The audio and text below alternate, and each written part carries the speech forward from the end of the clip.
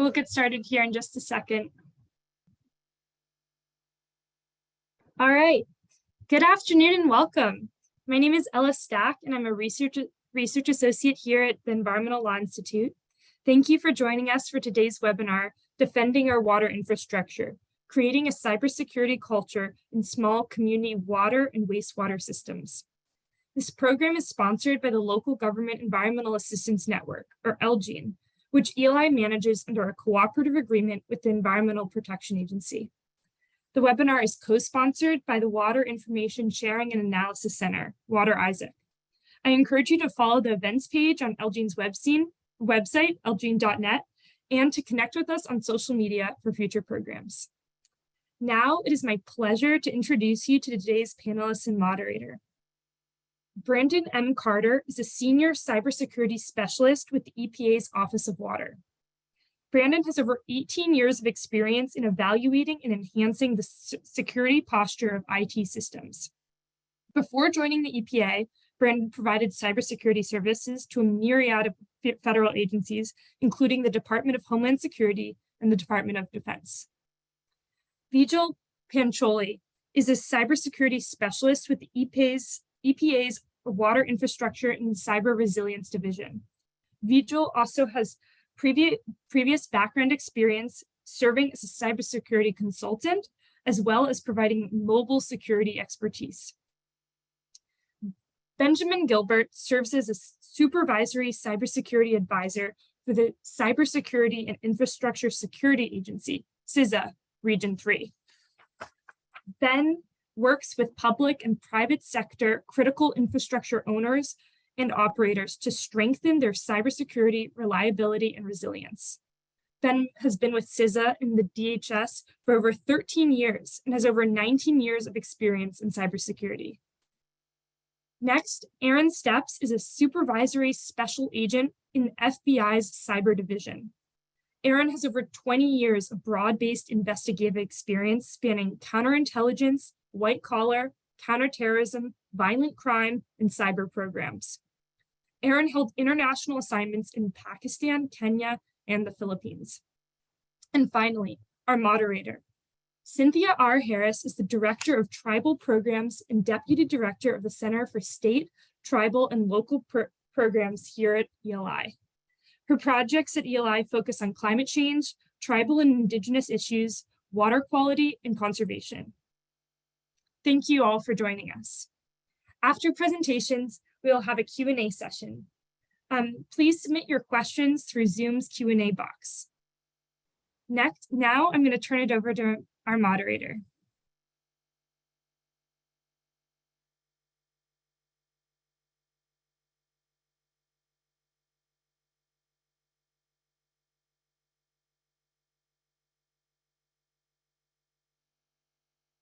Cynthia, are you ready? Oh.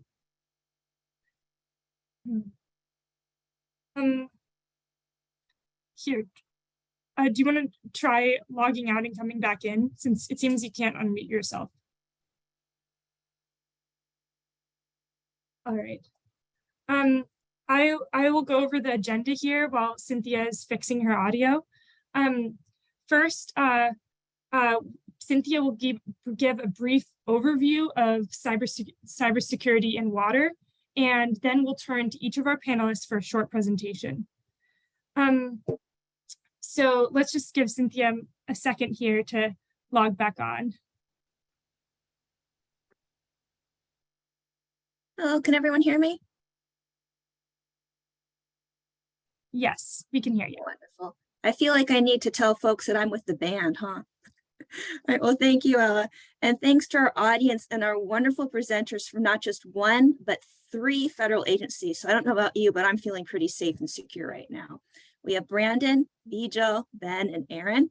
Again, my name is Cynthia Harris, here with the Local Government Environmental Assistance Network and the Environmental Law Institute, where I'm Director of Tribal Programs and Deputy Director of the Center for State, Tribal, and Local Environmental Programs. Speaking to you from San Diego, California, and the unceded lands of the Kumeyaay Nation.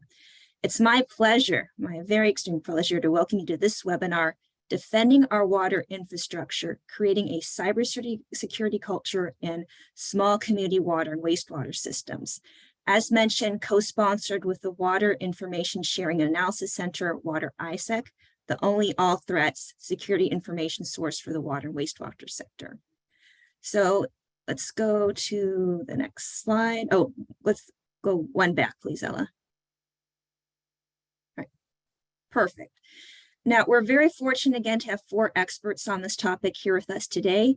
They'll provide an overview of cybersecurity risks the water and wastewater sector faces. Cybersecurity is a component of the sector's roles and responsibilities and the role each agency plays in defending our nation's water infrastructure. It's a very important role that most of our audience is playing today. Crucially, they'll be sharing with you some resources and best practices for public water systems and publicly owned treatment works. And then we'll turn to a roundtable discussion and Q&A with all 4. So please send in those questions. Again, we have 3 agencies, 4 experts, so please take shameless advantage of this opportunity. Next slide, please. To set some context for today's discussion, if you've been paying attention to the news, our water infrastructure does look awfully vulnerable. Now, the sector is increasingly relying on cyber physical systems, both information and operational technology, which makes this water and wastewater utilities a nice, juicy target for cyber criminals to steal sensitive data and disable portions of the network, disrupting operations. Now that I've scared everyone looking at the consequences, which can be pretty dire for both public health and the environment, the question is, what can we do? Next slide, please. Our presenters will cover these issues, so let's get started and bring in our panelists. So we'll start here with Brandon and Vijay. Gentlemen.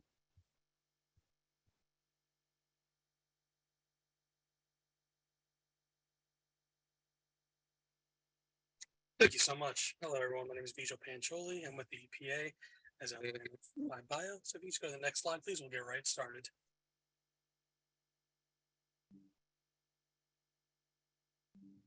Next slide, sorry.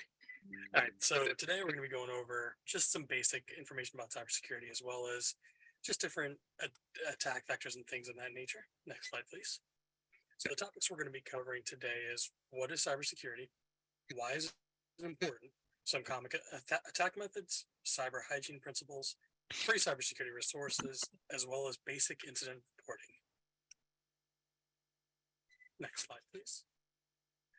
So this right here, what is cybersecurity, right? So this right here is the standard textbook definition for cybersecurity. Cybersecurity is the practice of ensuring confidentiality, integrity, and availability of information by protecting your digital systems and networks from unauthorized access or usage. When a water utility has weak protections and protocols in place, the integrity of the water utility, as well as the well-being of the community, is endangered. Having baseline cybersecurity knowledge will help protect everything that you are working on. Next slide, please. So that's why is cybersecurity important? Well, cybercrime has cost victims a total of $6.9 billion in 2021, which is staggering considering the cost was in 2020 was only $4.2 billion. Cybercrime is growing at about 15% each year. And then cybercrime really should be considered in all facets of life, both personal and professional. To be honest, the reason for this is because a cyber attack can affect not only your job, but there are people who suffer cyber attacks at home as well.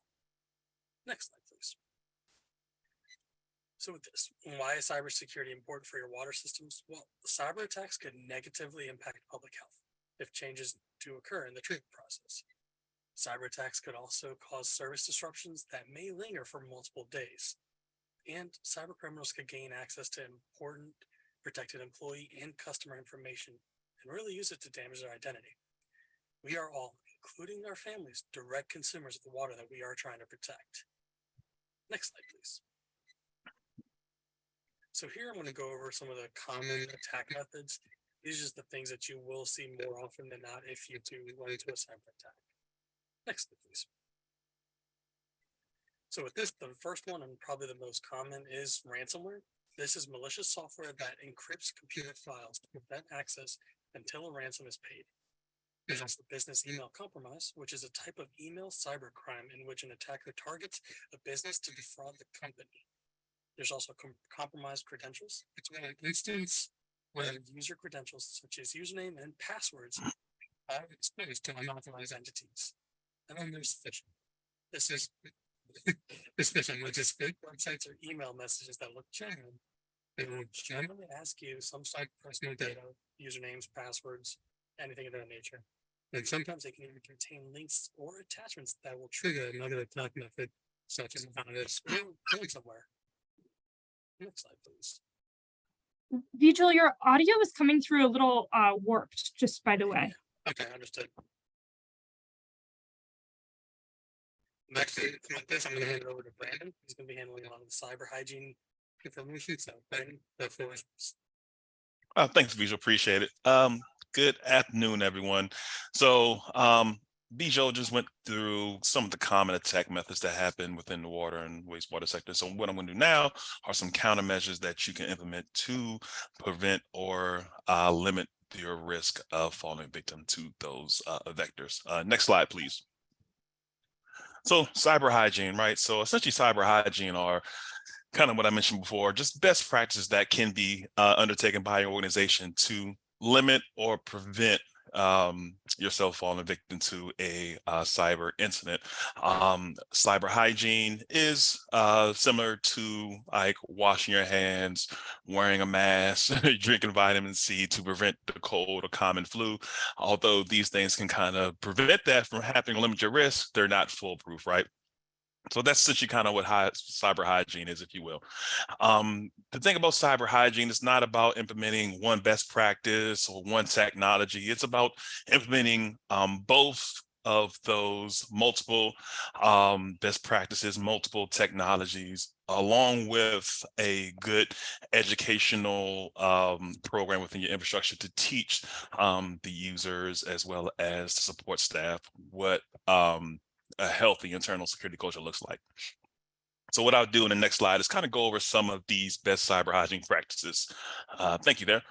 So first one is conducting cyber-based user awareness and education. So there's a reason why I made this one number one. It often kind of gets forgotten about when we talk about cyber hygiene best practices. But what you really want to do is inform your users, hey, what can they do to prevent a cyber incident from happening?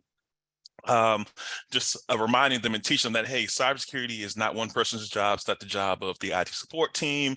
It's not just the job of the OT support team. It is everyone's job. And so the more you can remind them of that and teach them what they can do. And one of the best things you really can do that we really have to emphasize is teaching users, for instance, what for example, what a spam or malicious email looks like. You can teach them what that looks like. Therefore, you can prevent a lot of common incidents and attacks, namely ransomware or viruses, from getting introduced into your environment. Another really important one is establishing, can you back up? Thank you. Another really important one is establishing and practicing an emergency response plan before a cyber incident happens, right? Like the old saying goes, you don't want to be building an airplane while in mid-flight, right? So just like you don't want to be building your emergency response plan in the midst of a cyber incident. So have an emergency response plan before a cyber incident occurs, and practicing that and just seeing, okay, how effective it is it updated? Keeping it updated is extremely important. Another important one is maintaining updated inventory of hardware and software. At the end of the day, you can't protect what you don't know you have, right? So a lot of times, CISA, EPA, FBI, whomever, Microsoft, whatever, give insert vendor name here, whomever will often send out these advisories saying, hey, if you use XYZ hardware or use XYZ software, please apply this patch. At the end of the day, you may think, oh, we don't have that hardware, that software. But however, sitting off in some closet, some server closet somewhere, you have XYZ hardware, XYZ software, and you find yourself vulnerable to an attack because you just don't want to wear the hardware or software. So having an updated inventory of software list really keeps you aware of what you have so you can know how to protect it. So I won't go through all of these, but some other important ones, regular cyber threat and vulnerability monitoring, just keeping an eye and scanning, hey, what threats and vulnerabilities exist in your network. Having complex passwords and good password policy, making sure that none of the users or anyone's using password 123 as their login password. Multi-factor authentication.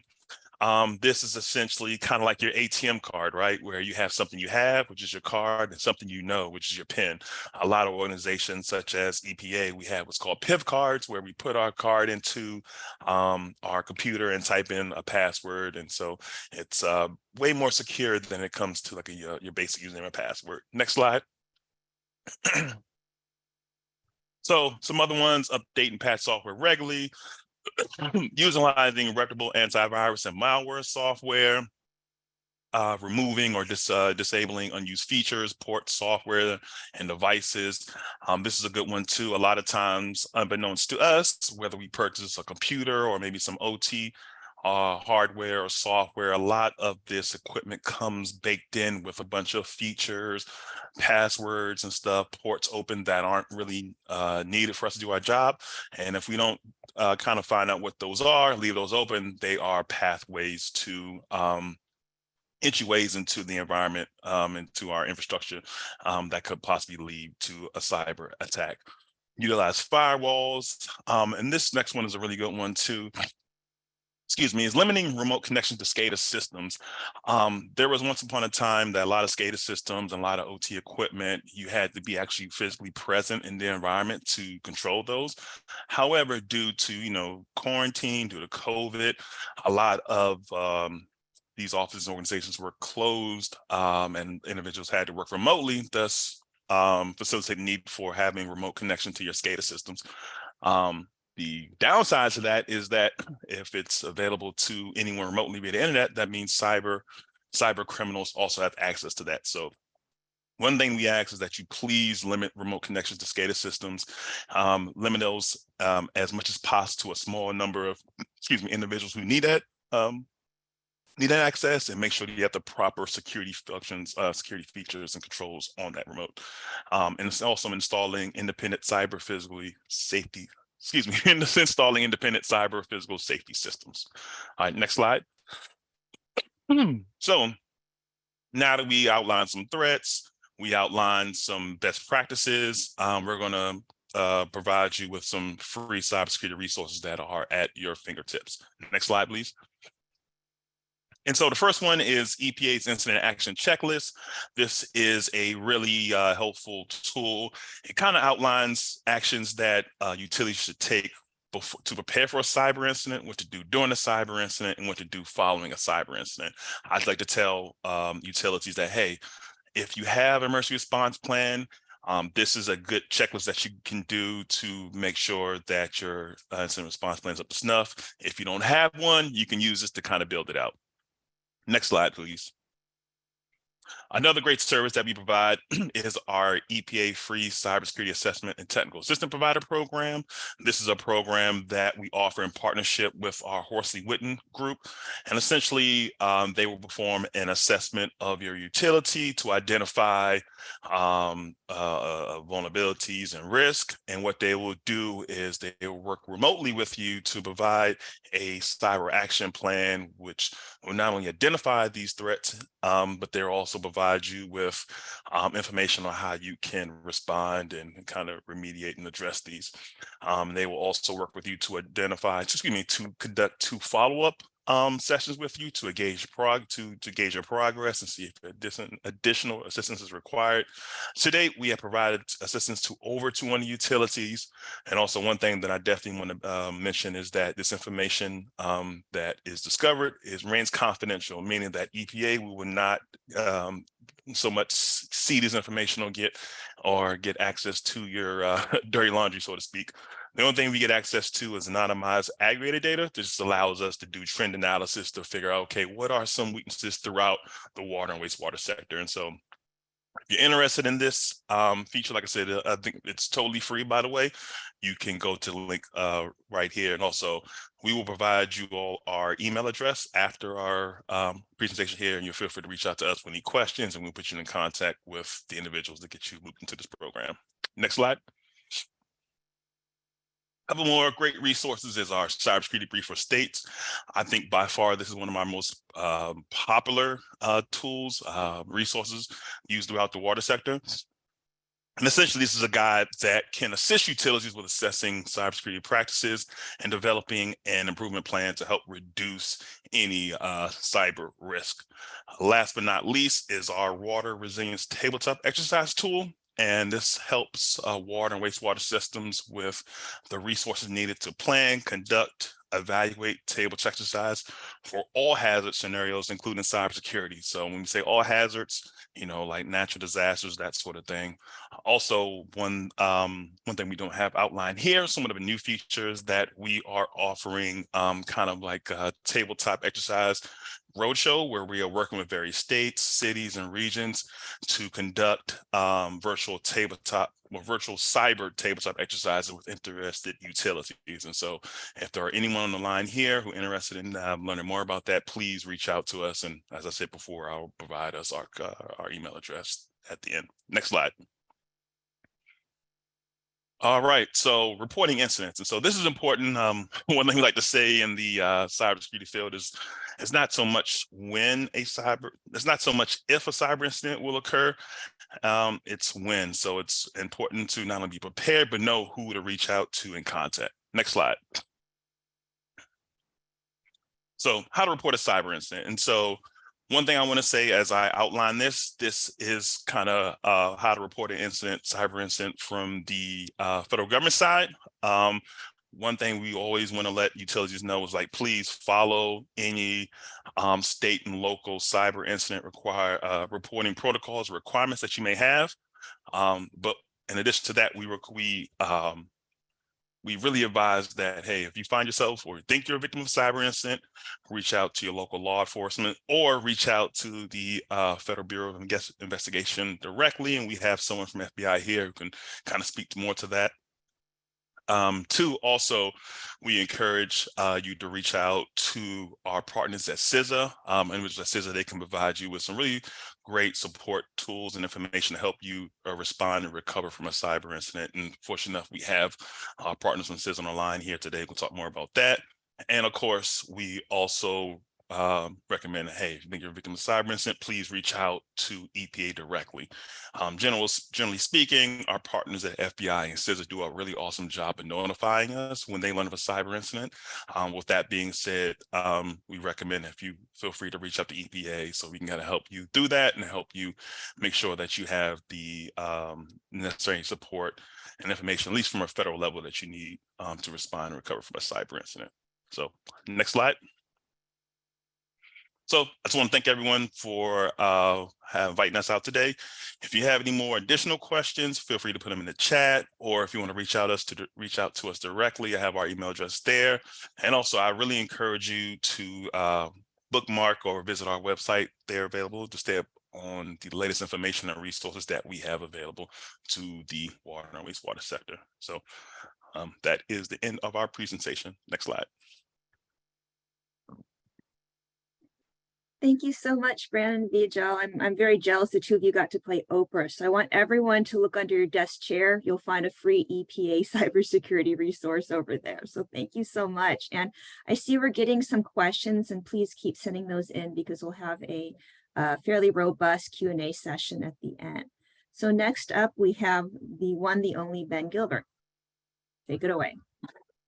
Thank you, Cynthia, and good afternoon, everyone. Again, my name is Ben Gilbert. I'm with the Department of Homeland Security's Cybersecurity and Infrastructure Security Agency, or what we like to call CISA. Next slide. And next slide. So for those who are not familiar with CISA, have not heard of us before, we are the newest agency in the federal government. The previous administration signed off on the CISA 2018 Act, which formed us as that newest agency under the Department of Homeland Security. Our mission there, right in the middle there, to essentially lead the national effort to understand, manage, and reduce risk to our nation's cyber and physical infrastructure. So these are risks, not only risks such as risks of natural disaster, risk of terrorism, risk of pandemics, which is what we're trying to get over, risk of technical failures or systemic failures and large scale failures, also risk of cyber attacks. And so with the risk of cyber attacks in particular, our agency was stood up and really focused on defending our infrastructure, our critical infrastructure against the various threats that we see today, as well as working toward securing our infrastructure against the various threats that we see tomorrow.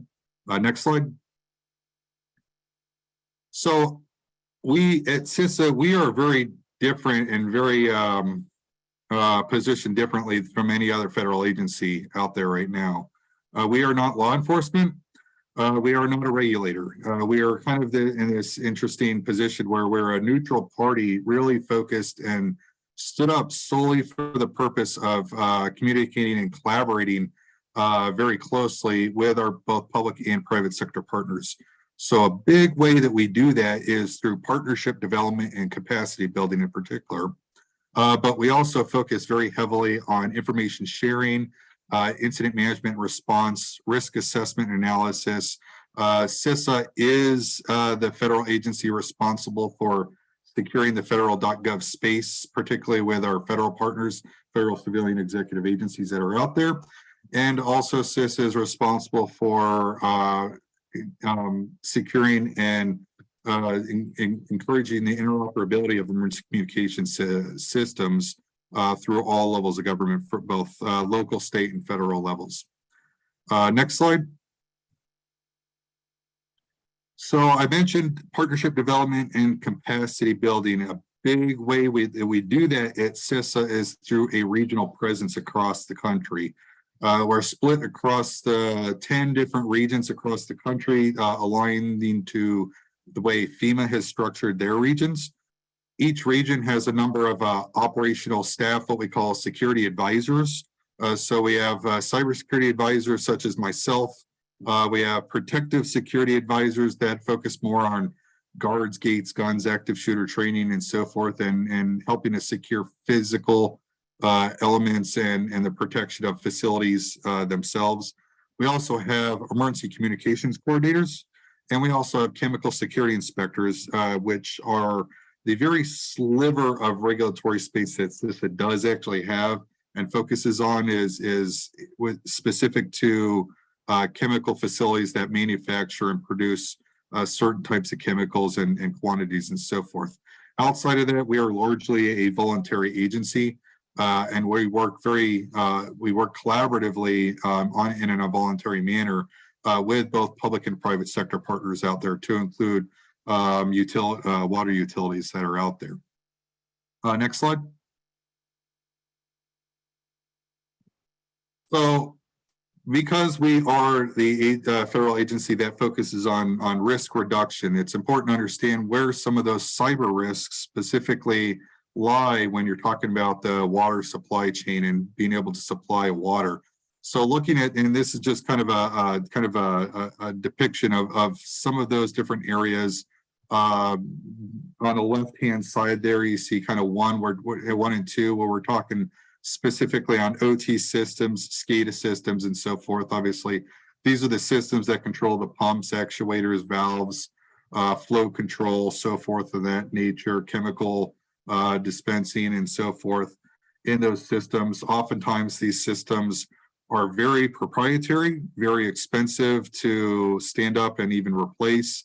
They're oftentimes run off of very specific operating systems that frankly can be end of life or can quickly become end of life, because these systems are designed to last 15, 20, 30 years because of that. And because of that, those operating systems they run off of can oftentimes become end of life.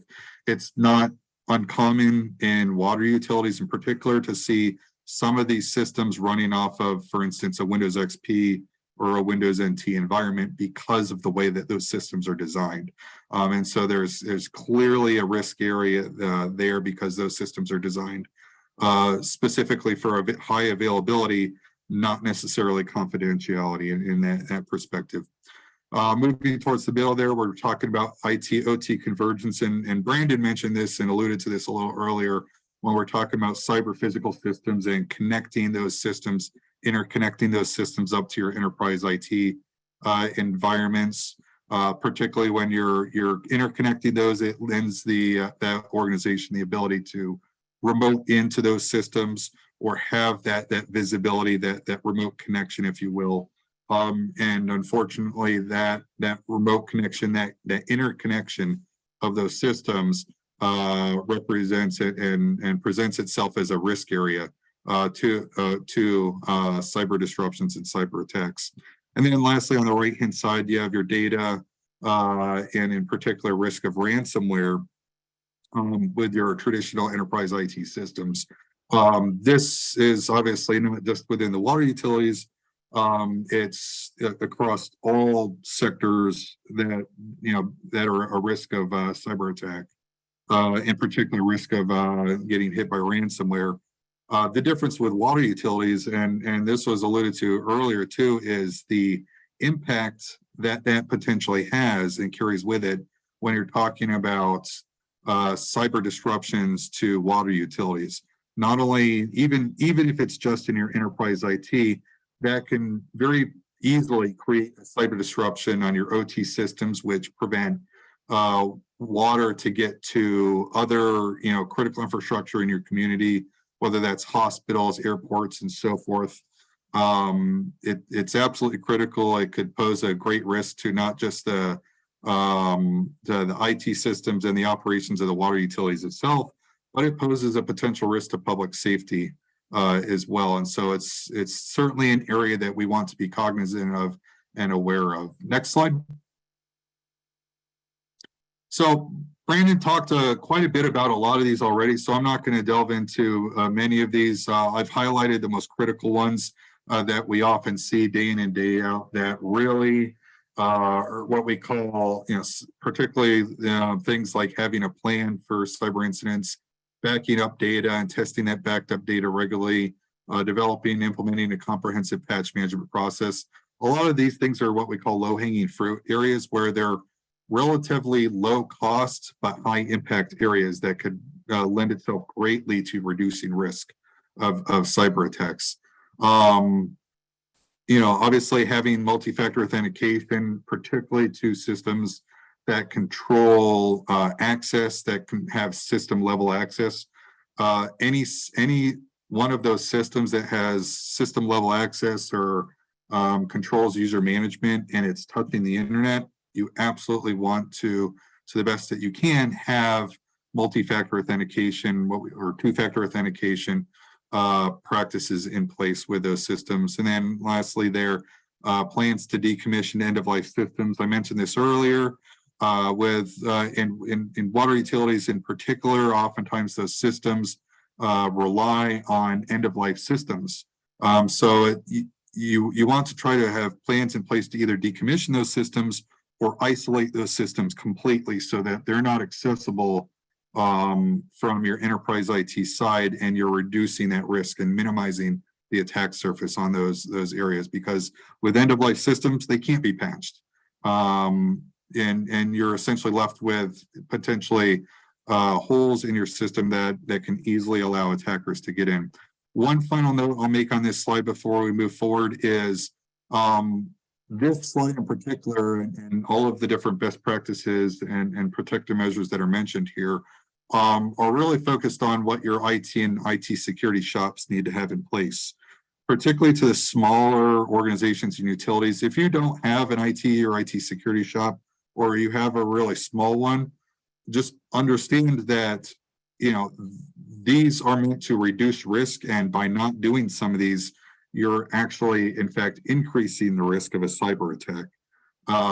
So it's really important that these areas are put in place and actioned.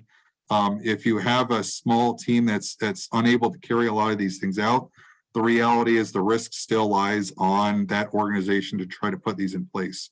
So it's important to know that and important to work toward these things if you're not able to implement them immediately. Next slide.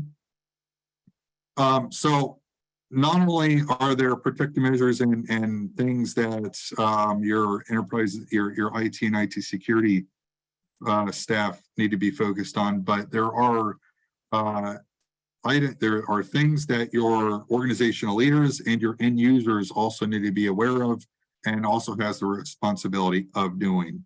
Your organizational leaders have the responsibility to know what those business risks and treat cyber attacks as a risk area. Your organizational leaders also have the responsibility to foster a culture of operational resilience and cyber readiness. I want to foot stomp this too, and also say that, you know, up at the front of the slide, you know, that was part of the subtitle of this this presentation altogether. Building that culture of cyber readiness and operational resilience is absolutely critical. This starts at the top, and so it's really important to include your senior executives in on these decisions, because that effort that drives the organization to a better position and a stronger culture within your organization when it comes to operational resilience and cyber readiness. Incorporating cybersecurity as a part of your business strategy and including external relationships, so external dependencies as that business strategy, and then building, expanding trusted relationships before cyber incidents occur. Brandon alluded to this earlier, but you do not want to try to build those relationships up while you're going through an incident. It's frankly the wrong time to do it. You want to be able to establish those relationships before an incident occurs. That way, you know who to reach out to and what information is needed in order to get that information where it needs to get to, and ensure that your operations are impacted as minimally as possible, and that you can maintain your operations. And then lastly, your end users absolutely have a responsibility as well to be able to participate in security awareness training, being aware of the digital footprint that they have, because we're, you know, in the environment we're in, we're bringing home work with us, and we're bringing our work back to home with us in these hybrid and working environments. So it's important to know what those security features are available. Practicing good operational security, so not having, you know, schematics, you know, network, schematics and network topologies, you know, on the wall behind you when you're doing webinars and web conferencing. Knowing your data backup options available, and then lastly, being vigilant, accountable, and reporting suspicious incidents immediately. Next slide.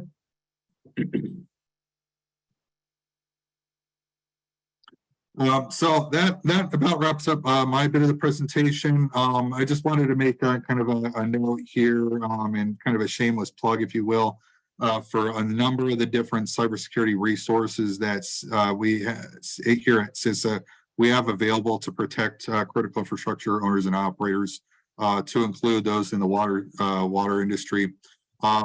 This includes a number of different cybersecurity assessments.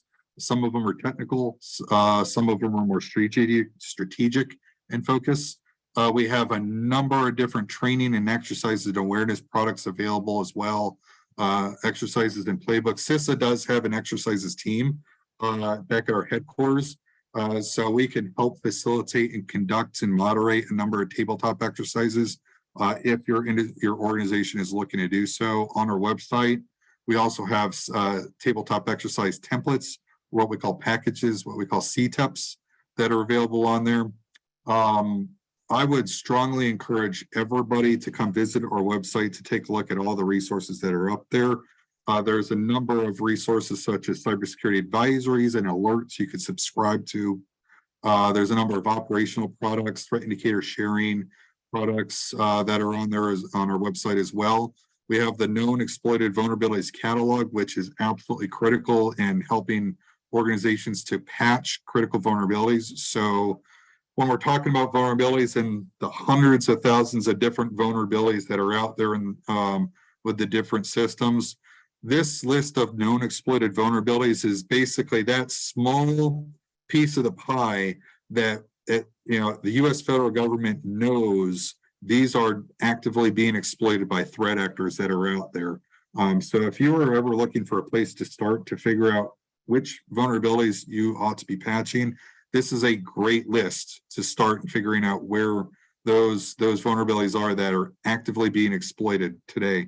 And believe it or not, there are some on that list that are upwards of 20 years old, which is quite frankly astounding. But the reality of the fact that some of these systems are connected up to the internet and have vulnerabilities that have been existent for 20 years now, that threat actors are actively seeking out and exploiting.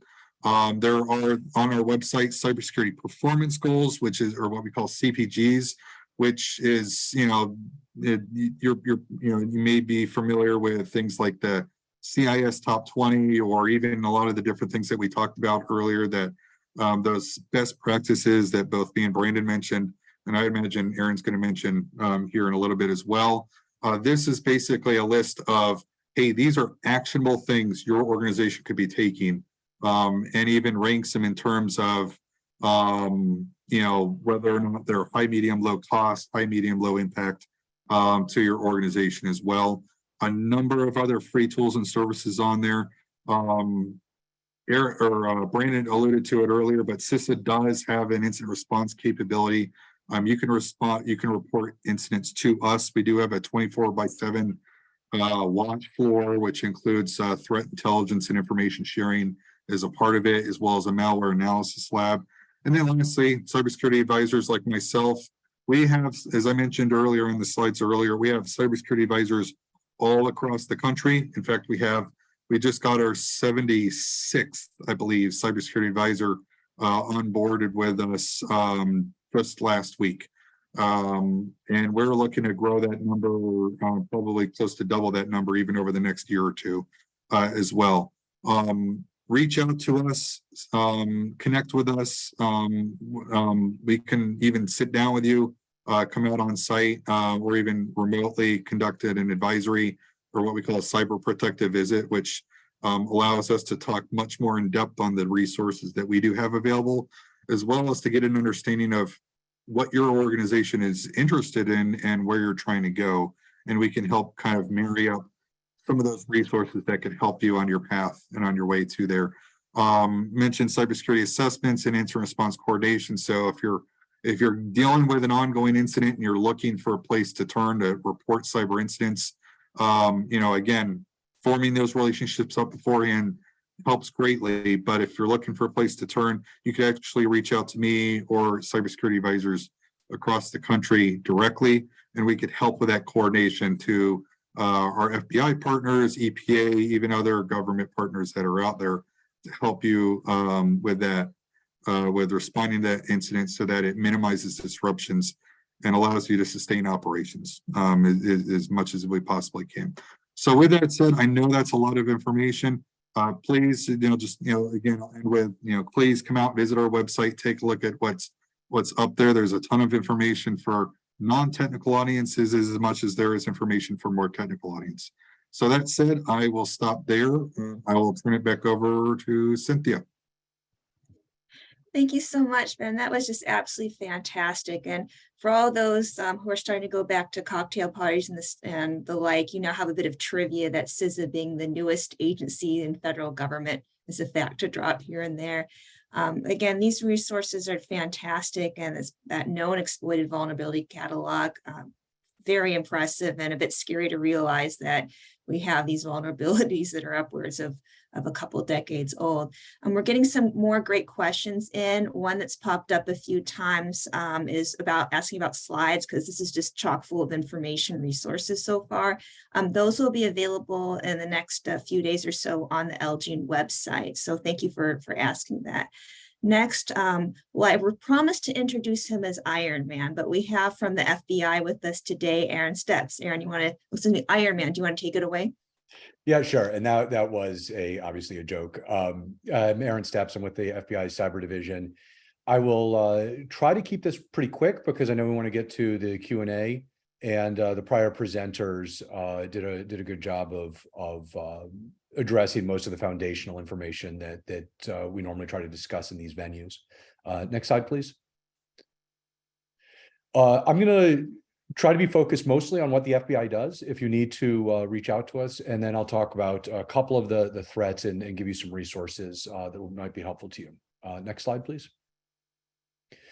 So the key thing to know about the FBI is that we are an investigative agency. We're intelligence and law enforcement, which means that prior to you being aware that you are the victim of an incident or being involved in an incident, your interaction with us will likely be, if you, as was mentioned, if you reach out and establish a relationship with us ahead of time, we will share publicly available or publicly releasable information and intelligence where we can. If we determine that you are a victim of a cyber incident, we will also do victim notifications. This is actually pretty common. Typically in our investigations, we find one victim, we start performing the investigation, and we'll discover any number of additional victims that same malicious actor is exploiting. And so then we'll go out and notify the other victims to let them know that they have an issue. When there is an incident, our key objective is to basically collect evidence and information, determine who is responsible for the intrusion, and then bring law enforcement consequences to the responsible party. As we all know, a lot of the people who conduct these sorts of activities are based overseas, some of them in countries where we do not have a great deal of cooperation. In those sorts of instances, it can be difficult to bring law enforcement consequences in terms of seizing assets, shutting down servers, or arresting the responsible party. But we still do our best to carry out the full law enforcement spectrum of resolutions to these sorts of incidents. One of the key things to keep in mind is that we do not do post-incident remediation. You will need a service provider for that, nor do we provide network security services. If you have questions regarding network security and cybersecurity in terms of how to configure and manage your network, I would, as a government employee, I would point you towards CISA for that sort of information. Next slide, please. As was mentioned, the worst time to meet someone is in the middle of a crisis. I would encourage people to at least familiarize yourself with the FBI.gov website, find out where your closest FBI field office is. If you are not near a major city, that probably means that your closest FBI office will be one of our smaller satellite offices called resident agencies. And you want to know where those offices are and how to get in touch with them. We do a lot of community outreach at the field level, much like these presentations. So you may, if you've got the time, it may be worthwhile to reach out ahead of time, just so you can identify people, so that if and when, and as was mentioned before, it's probably going to be a when there's a cyber incident, you already know someone that you can reach out to. When there is an incident, we do focus on the crime that's being reported to us.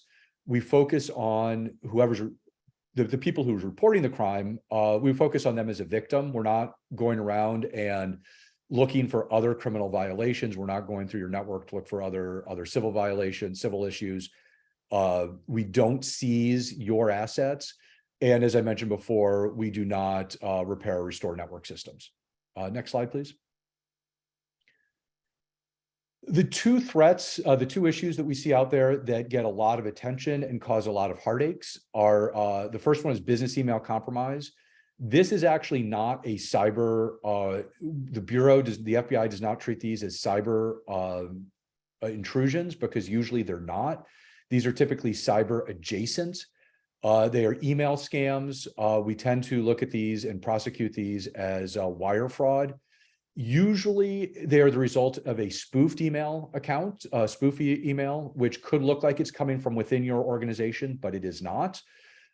Occasionally, a cyber actor will compromise perhaps one of your vendors' networks, and they'll send out emails from their email system. And those are a little bit harder to deal with. The good news with the business email compromise is that the most effective ways of dealing with this are actually business and accounting processes and business and accounting controls. For example, if there's a particularly large request for payment, You should probably have 2-signature requirement on that. Do you have a business process in your organization to deal with new payment information, new payment instructions? Do you have a way to screen and filter out for unusually small or unusually large payment requests? You'd be surprised at how many times scammers, they don't necessarily ask for a lot of money. What they may try to do is ask for a relatively small amount of money that will slide underneath your due diligence thresholds. And so it's important to have some controls in place to screen for and catch those things. Next slide, please. Ransomware was mentioned earlier. The big things that you want to remember with regards to ransomware is that the process of encrypting your hard drives is actually fairly lengthy. So you do, even after someone is inside your network, if you have the appropriate logging, if you have the appropriate network surveillance systems in place, you do have an opportunity to either identify the unusual activity on the individual computers that are being encrypted, or if you're watching where your data is going in the network activity, you might see data exfiltration, because one of the new trends that we're seeing with regards to ransomware is they'll exfiltrate sensitive data ahead of encrypting all of your hard drives, so that even if you do have good backups and you're not inclined to pay the ransom, they will threaten to release this sensitive information if you don't pay the ransom. But that's, again, something that you can identify through network monitoring your own network. Next slide, please. Key resources that you probably want to print this slide off or make some notes here. For the FBI, ic3.gov is our Internet Crimes Complaint Center clearinghouse.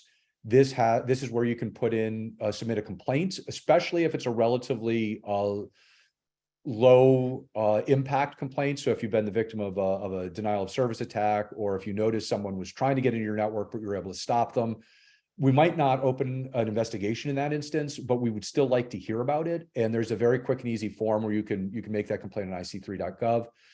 Also on ic3.gov are posted intelligence products, pins and flashes that have been released to the public. And so you can go and just look there on a regular basis, and you'll see if there's any new alerts that we've sent out. InfraGard and DSAC are both organizations, field-based organizations that you might find useful. They're their websites. You can take a look and see if they would be something you want to be involved in. EPA is obviously on this call. The other organization that I will throw out there that I think everybody should have on their radar is the National Institute of Standards and Technology. Their Computer Security Resource Center, that's the link that's up on the screen there, will provide all sorts of resources on cybersecurity. The most important thing that you're probably going to want to look for, at least to get started, is their cyber framework, which is essentially just a cyber control library, which has literally hundreds of individual steps that you can take to, over time, continually increase the security of your network. They're vendor neutral. They're not technology specific.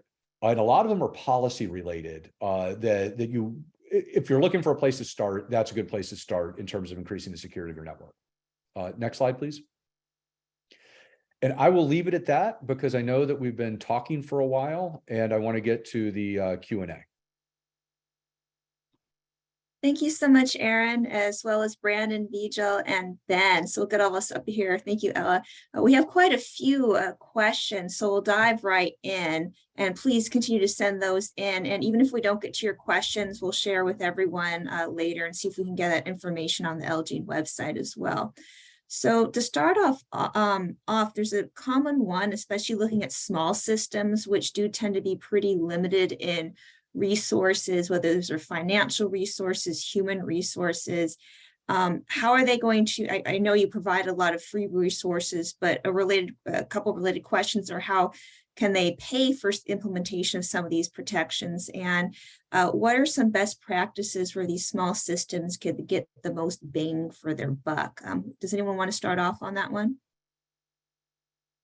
Well, what I would suggest is the first thing you should do is you should go find a cyber control library. I mentioned the one for NIST. EPA and Water ISAC developed one specifically for water systems. So you might want to go take a look at that. And what you'll find is that a lot of you've got to start somewhere. And some of the controls are a little bit more sophisticated, but some of them are relatively easy and low-hanging fruit to go take care of. For example, make sure that you don't use default passwords on any of your systems. It sounds silly, but you would be surprised at how many organizations out there, they put a new router on their network, they put in a new system, and they never change the username and password from admin. You can do that right now. Like that is free. Just go out there and check. Other things, MFA, multi-factor authentication, is another one is relatively cheap to implement these days. But the true answer is go get the Cyber Control Library. All of them have tools associated with them where you can develop your own cybersecurity maturity score based on their framework, and just start and keep going. I would also add another great resource, and I assume CISA may be about to say the same thing I hear, is the CISA CPGs, Cybersecurity Performance Goals. I think Ben mentioned those earlier.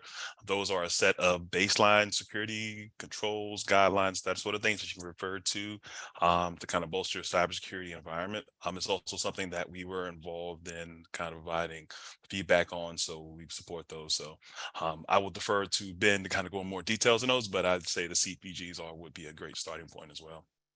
Yeah, thanks, Brandon. I was actually going to mention those too, and just to kind of build off of what Aaron was talking about. Yeah, when Aaron's talking about those controls libraries, the CPGs are it's essentially, frankly, CISA's version of this, right? I'd say the key difference between looking at like NIST cybersecurity framework or the NIST 853 controls libraries, or the CIS top 20, is the cybersecurity performance goals that we just recently released are ones that are, easy, actionable, low-hanging fruit items that any organization can adopt.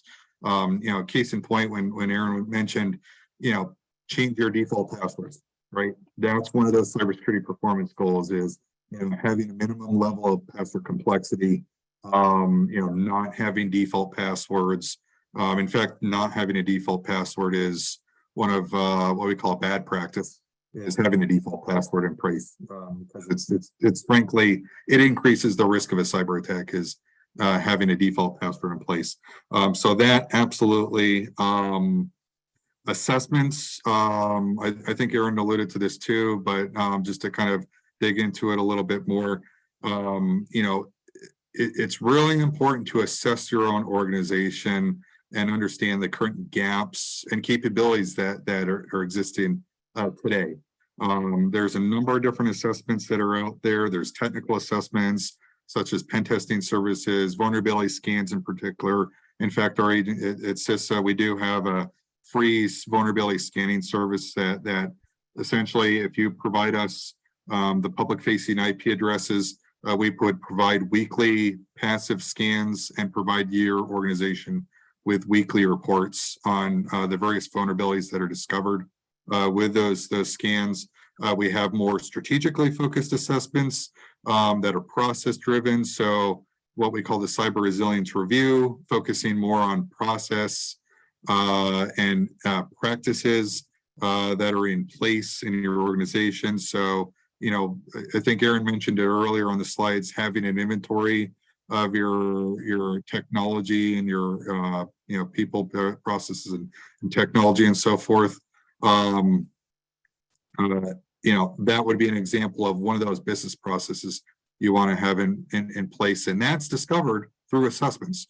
So there's a number of different resources, no cost resources. And then lastly, and I know I'm kind of rambling on here, but Cynthia, I think one of the question was resources available to help pay for these resources. Yeah, so obviously some of these things are can be expensive to implement depending on what you're trying to do.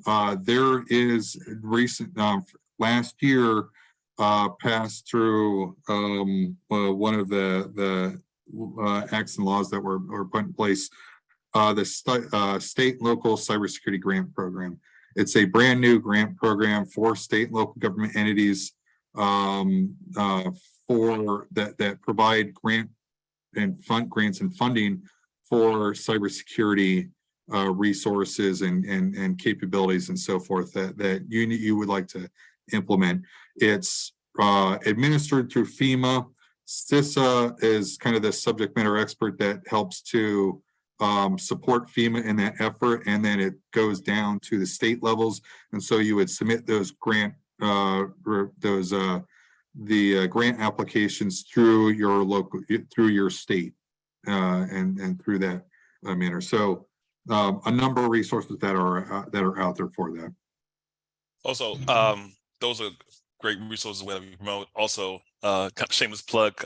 One of going to Ben's point about assessments, we at EPA do offer what we call a TA provider technical provider program, where virtually we have a group that will work with the utility to do an assessment of your cybersecurity vulnerabilities and threats. I know I touched upon it a little bit in my presentation, but this service works with utilities to identify, like I said, any type of vulnerabilities or weaknesses, and provides them with a corrective action plan. And I'll be more than happy to drop a link to that program and other resources. We also have a relates to funding. We also have our Clean Water State Revolving Fund, as well as our Drinking Water State Revolving Fund. So I will provide a link to that for those that want to know what interested in tiny and any type of water specific funding and that's so. Yeah, well, thank you so much. And I'd say that anytime we're providing free resources or ways to get resources, it's definitely that is not considered droning on at all. Also mentioned that Water ISEC as a co-sponsor has 15 cybersecurity fundamentals for water and wastewater utilities on their website. And thanks also to Water ISEC for letting us know about the American Water Works Association has a cybersecurity guidance and tool, and also a resource for small systems. I believe some of those resources are posted on the LGene website, but if not, we'll get those posted shortly. One question that I'd like to move on to regards training. What are your plans for training water and wastewater operators? And just as important, what training are you thinking of providing to state permit writers or inspectors so they understand how to evaluate a system's cyber capabilities? Could making cybersecurity a part of operator certification institutionalize some of the information and knowledges that operators need? Anyone want to take that, Ben, perhaps? Yeah, I'll take a stab at this and hope my partners at EPA and FBI could add to this too. So on our website, one of the recent, and I alluded to this on my last slide, there are a number of different training opportunities that are out there on our website for no cost training. In fact, if you one of which is what we call a federal virtual training environment, or FedVTE. If you are a government employee of any sort, whether it's state, local, federal government employee, or if you are a U.S. veteran, you have access to free cybersecurity training on our website through the federal virtual training environment. And this is, training on the, 101 on what is cybersecurity, what's ransomware, what do I need to, what are the, from a, non-technical perspective, what do I need to think about?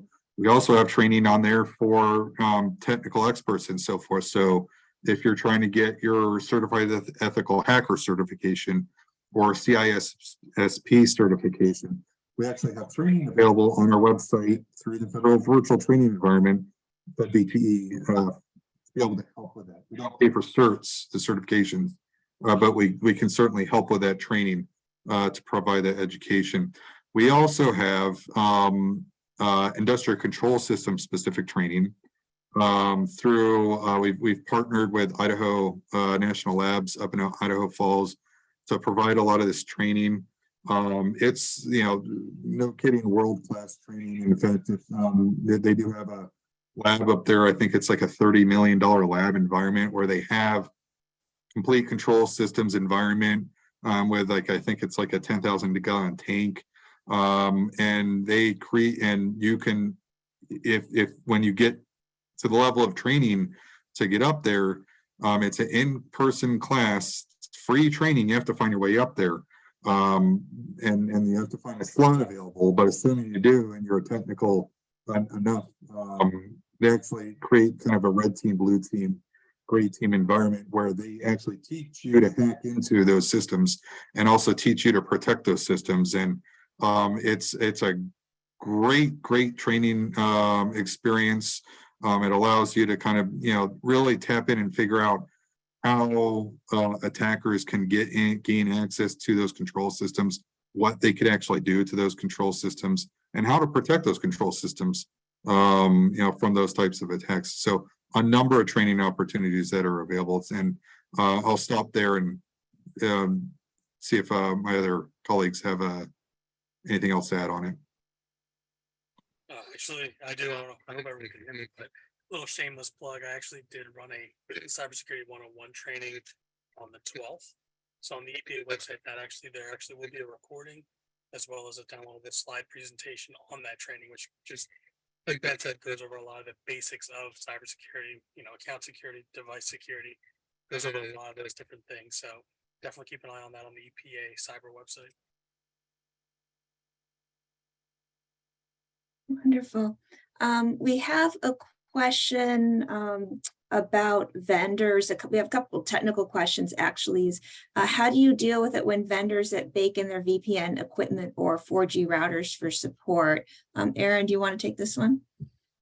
Yes, this is actually really, really important. And this gets back to the insider threat issue. Most people, when they talk about insider threats, they think about current or former employees, but it also includes anybody who has legitimate unescorted access to your network or to your facilities. And vendors are a big part of this, especially with very sophisticated technical equipment that requires support from the vendor. This is a lot of decision making. And quite frankly, this is probably more business decision making than it is technical decision making. If you have overall, the key point here is that you need to do a good job as a business, understanding your supply chain and your vendors and carrying out some due diligence on them. Big, massive organizations such as the federal government write contracts that require a certain amount of intrusiveness on the part of the customer, us, in order to really interrogate their supply chain and their business practices. Smaller customers really don't have that freedom, because they're not bringing a multi-million or multi-billion-dollar account or contract to the table.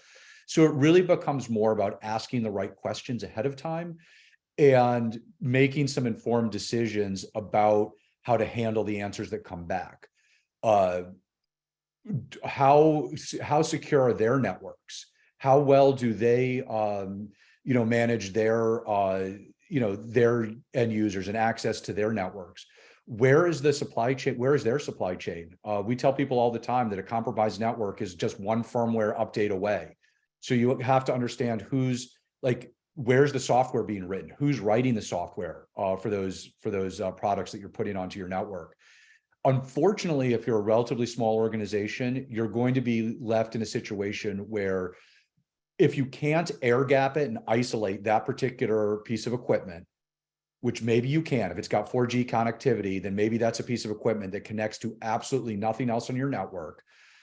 If you can do that, great. If you can't, you're going to be in a position where you'll have to ask yourself, is this risk of allowing a vendor to have access, unescorted access to our network, to one of our network devices, and wherever they can pivot off of that device to get into other parts of your network? Is that worthwhile? Do you need to go, to a different vendor? Do you need to have some sort of liability insurance?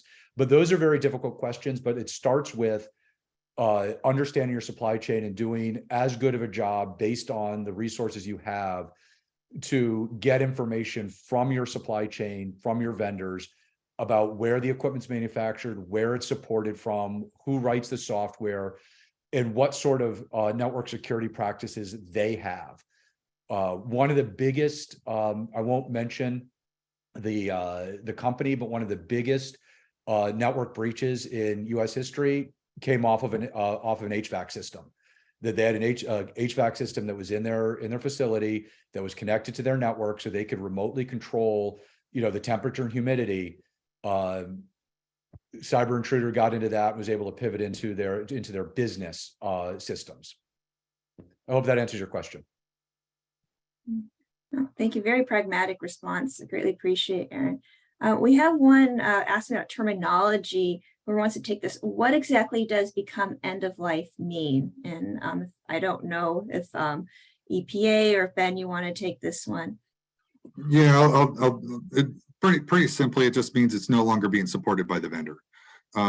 So for instance, we like to point back to things like, Windows XP, Windows Vista, right? These are, operating systems, for instance, from Microsoft that they are no longer supporting. They're no longer patching those systems.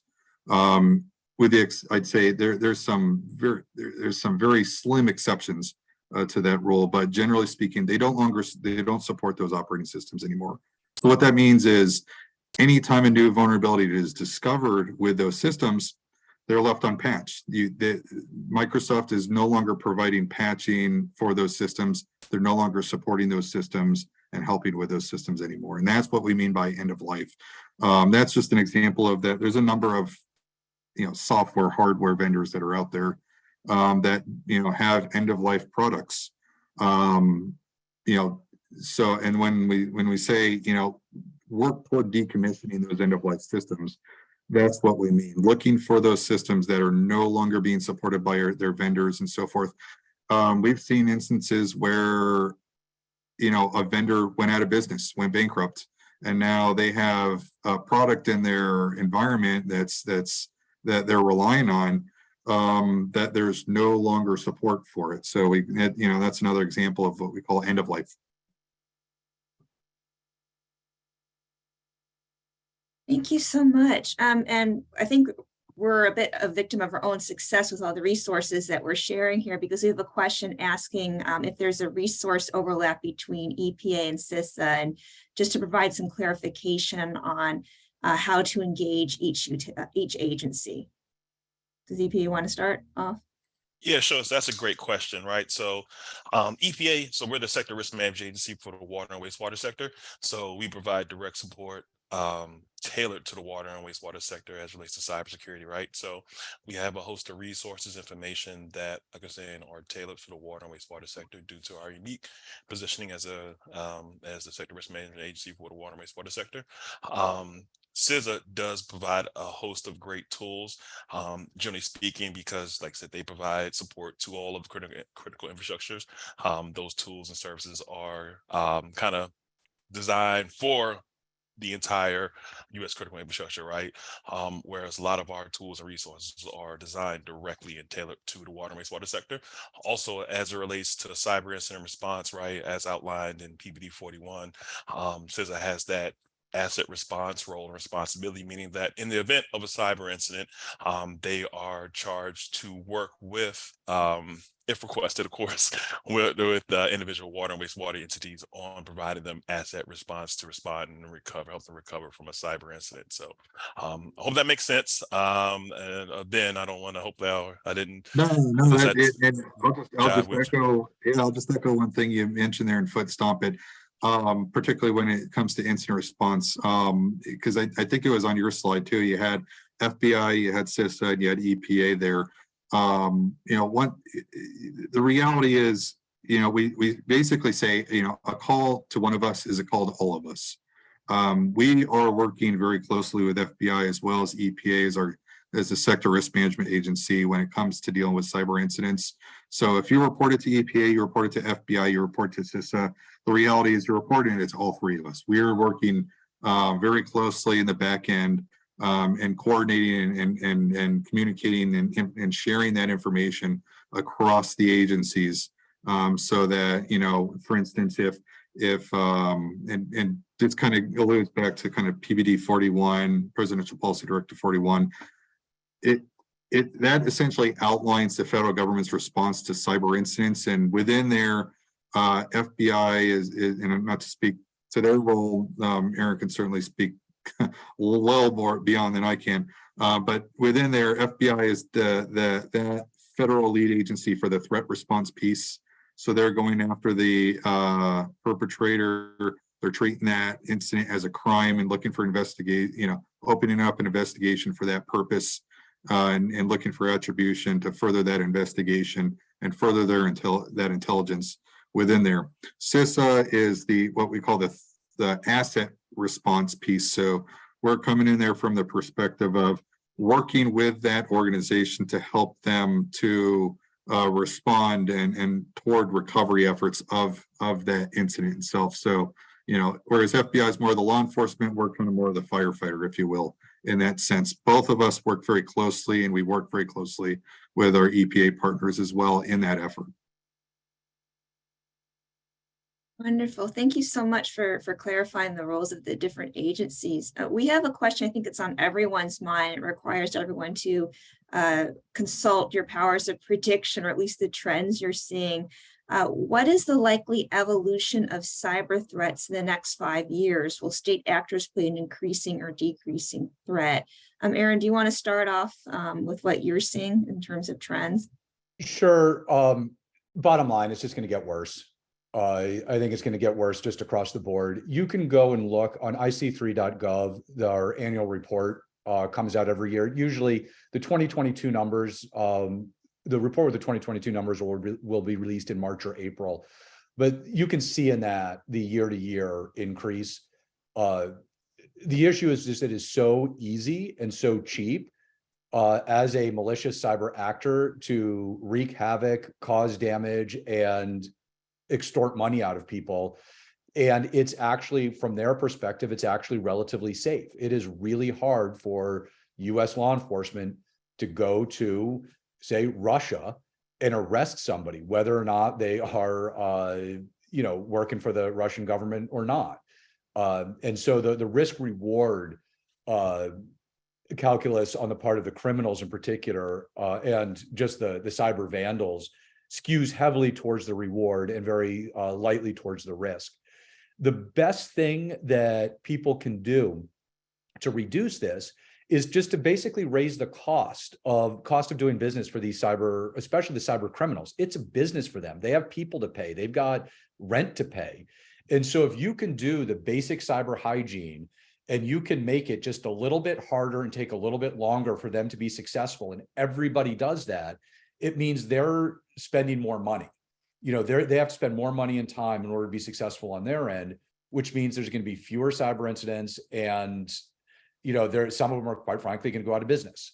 But yes, it will get worse, and it's going to get worse from every direction. Well, thank you. From EPA side, any trends and advice that you'd like to share as well? So at least on mine, for what I've seen so far, since I've been with the EPA over the last 2 years, the threat that I've seen increase the most is ransomware, right? So ransomware, if I were to throw a number out there, probably accounts for roughly somewhere around 80% of all of the reported cyber incidents that we hear about, right? And so, and as time goes on, these ransomware these variants become more not only more pervasive, but more unique, more sophisticated. For those that are not familiar, ransomware is essentially a incident where cyber threat actors introduce malware into your environment, and they lock down your access to your systems, your information, and then they will provide you with a ransomware with a ransom note, a digital ransom note that says something along the lines of, hey, if you pay us XYZ amount of money, then we'll release, we will give you access to your systems back. Or what they'll do is they'll say, hey, we have access to your personal records, credit card numbers, social security numbers, that sort of thing of your customers. If you don't pay us this amount of money, then we're going to release this information to the public on the dark web. So just as a quick reminder, we like to tell our official stance as relates to water and wastewater entities is that, hey, if you find yourself a victim of ransomware, obviously contact FBI, contact CISA, reach out to us, but please do not pay those ransom requests, because at the end of the day, you're dealing with cyber criminals, and there's no guarantee that they are going to do what they say, because at the end of the day, they are cyber threat criminals, and you could pay them the ransom and still they may not give you access, or they may come back and get you again. So I would say just on my end, I just see a lot of ransomware. And the thing about ransomware, it can be introduced just by a user clicking on the malicious attachment in the email. It may look harmless. You click on that, then a file gets introduced in your environment, ransomware. So at least is what I've seen in the last couple of years, and I don't see it changing. I think ransomware is one of the most pervasive threats and will continue to grow. And which is why user education, teaching users to spot, hey, this is what a malicious attachment, a malicious email may look like, to kind of prevent that from coming into your environment. That's continuing to grow. And I think, as Ben mentioned before, the convergence between IT and OT security, excuse me, with convergence between IT and OT systems and SCADA, we're getting a lot of OT systems that are now being connected to the internet via a number of reasons, which introduce a whole host of threats, because now that those OT devices are now connected to the internet, those can be manipulated in various ways. And so I would say ransomware, and just also the threats that face OT and kind of cyber systems, OT devices as well. And also, I mean, the one thing, I'm a numbers person, so to put some numbers on it, was on a slide earlier. This is pulled right from IC3 from the FBI. So in 2020, cyber crime, the cost is 4.2 billion. 2021, it was at 6.9 billion. It's a 60% increase. So you can see the trend. I'm scared to see the numbers from 2022, but I'm also curious to see how much more it has grown. But that just puts numbers to all the facts that everyone's putting out there. Thank you. This is helpful trends, everything from ransomware, and as Aaron mentioned, just making things very difficult for cyber criminals. I think the expression is sometimes the juice isn't worth the squeeze. So you want to make it, put that to the cyber criminals. Ben, we have one question specific to you, asking how you define the level of effort for the protective measures you hired. They made the point that, especially for some, I'm guessing for some of these smaller systems, that might be a big lift. Yeah, it's a good point, and you know, but the reality is there are some of those things that you know, those control categories that sound like they could be expensive, but the reality is, you know, it doesn't take a lot of cost to implement things such as having a cyber incident response plan, for instance. That's very low cost. You know, it may take a little, you know, paperwork and kind of thought thinking, you know, with the organization to get it, but it's low cost, high impact. Enough, you know, changing default passwords, again, you know, oftentimes it's very low cost, high impact. Sometimes it's a little more difficult to do, you know, particularly with some of the systems, but the reality is it's a low cost, high impact area. So there's a lot of areas that don't actually take a lot of effort that can actually have a truly high impact on being able to protect and safeguard your systems. Going back to the cybersecurity performance goals, if you haven't taken a look at this, would highly encourage you to take a look at it on our website. There's what we call a checklist, and it actually breaks down a lot of these things. A lot of them are very similar to what I talked about earlier on the slide, and some of them that Brandon and Aaron also mentioned. Within this checklist, it literally breaks down and kind of categorizes which one of these things are low cost, medium cost, high cost. What's the level of complexity, whether they're low, medium, high complexity to implement, and whether they have a low, medium, high impact. And what I would suggest everybody doing is take a look at that list.